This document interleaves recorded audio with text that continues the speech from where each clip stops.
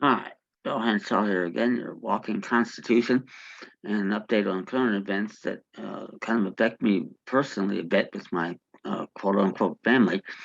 In an unlawful detainer case and a level of corruption I've rarely, if ever, seen here. Uh, where the bastard landlord, and this isn't technically a corporate one, but the corporation is just the same family matter on both sides. And you end up going to trial, and they know going in they can't prove it. As sick as that limited jurisdiction is, they can't prove landlord tenant. And if they can, we can prove it's beyond the subject matter jurisdiction of the court, since the landlord tenant agreement is executed in undefined dollars. If defined at all by the president as commander in chief of the armed forces, federal, regional, martial law rule. It's true across the board for every subject matter. And as I just said in my last video I did, it now applies with great force to abortion, quote unquote, rights, with Biden signing an executive order on this issue as though he could do that if we had sovereign independent states. But back to the unlawful detainer, the big news here is we're removing it to federal court. We have not only an unopposed record in the trial court, we have it with 6 or 7 acts of treason to the Constitution, if the Supreme Court can be taken at its word, Collins v. Virginia. And we have it with multiple witnesses and affidavits. In other words, we can prove our case, and now the batchers are going to have to show up and try to explain how the judge ruled in their favor on our unopposed 48-page motion with exhibits added. This is supposed to be an adversarial system of government, common law, not accusatorial Roman civil law. How did this happen? We, I think, have a great chance to get the 9 old farts in Washington, D.C. to clue us in about this, because the last year and a half or so, they've been sounding more and more like me almost every week. And they're going to have my back and your backs when we get our issues there, whether it's unlawful detainer, taxation, traffic court, mortgage, banksters, whatever. It's good across the board. Because if there is no state of California, and there sure as hell isn't one, and I've got the 3 departments of government, quote unquote, in Sacramento that can't decide what California is, so how in the hell are we supposed to know? And the same is true across the country. Don't know where you are, how you got here, the rules of the con game, what they have to prove, and most importantly, an injured party. And that's true in a quote unquote civil jurisdiction with an unlawful detainer. With a corporate landlord, you have nobody there that has standing in a judicial court. And we have the right to be there from day one. That's how good this is when you understand it. That said, by the way, send me an email, uwinnincourt@gmail.com. I'll get the information out on my constitutional defense document packets and send you on your way. You'll get a lot of help with it too. When you get my materials, you get, phone chats with me, complimentary, and TLC emails, and even a complimentary Zoom appearance at a contested hearing, which they can't have happen. I'm an expert witness, and Lord knows they don't want to see me coming.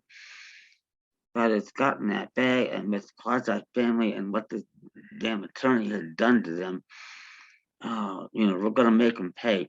So first thing we do is get the sheriff to stand down. That should happen Monday when we get to federal court and file the removal. And then we're going to place a huge claim against the law firm for what they've done here.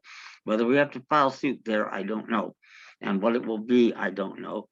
Doesn't matter. Even if it's a BS civil rights case, we can beat them in their own corrupt courts and their own corrupt, non-existent statute. But I don't think it's going to have to happen. The magnitude of the issues we have, for those to come to public attention, that's the end of the democracy. And back to our federated Republican form of government of defined and limited powers. That won't necessarily happen overnight, but it could happen a lot quicker than you think, especially if we do break through the mindless mainstream media here and get the word out to a lot of people. And if the Supreme Court does this job, and in this case, it may be on the shadow docket, I'm going to tell them, okay, you can do that, and tell the everybody to stand down out here until you get back in session in October, and you can quietly dismiss it, quote unquote, in the interest of justice. So at this point, the public won't become aware of what really happened. But it's a good start, nevertheless, if it happens that way. So, however, we have a right to be in that court, and that's the Supreme Court of the United States telling us that. John Marshall, Chief Justice, unanimous court, Cohens v. Virginia. You'll learn more about that. Send me an email, youwinnincourt@gmail.com, and you start understanding what the system was and what it should be. And that we're the ones that have the power, not our agents and not the agents of our agents, like the Federal Reserve, which thinks it can create money out of debt. And without debt, there would be no money. It's that good. And here I am, soon going to be 74. Life is still ahead of me here because of this. And that's what I want to teach you, is to have that same, perspective when you go into court and they can't get the better of you either.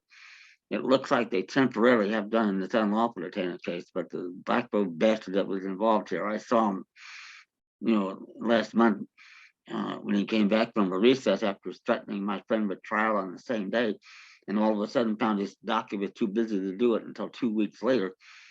But that's because apparently he got a look at the 48-page motion that I drafted, and well, if you're in that position, you get sick to your stomach.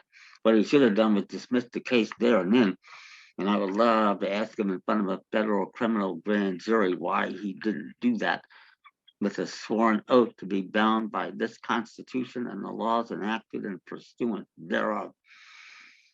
And that's where a lot of our leverage comes from. There are agents, and they get paid, to uphold their oath of office and maintain our rights at any and all costs. And once that starts to happen again, we're well on the road back to getting what we had. It was never a perfect government. No one will suggest that. Only the best one ever created. And we can go from there and make changes in accordance with the Constitution, not in contravention of it. So that's really good news. So like I said, send me an email, youwinnincourt@gmail.com. Remember to subscribe, like the videos, tell your friends, get the word out. The quicker we start eliminating all this divide and conquer BS they've been doing for at least 150 years, the sooner we get them off our backs. Thank you.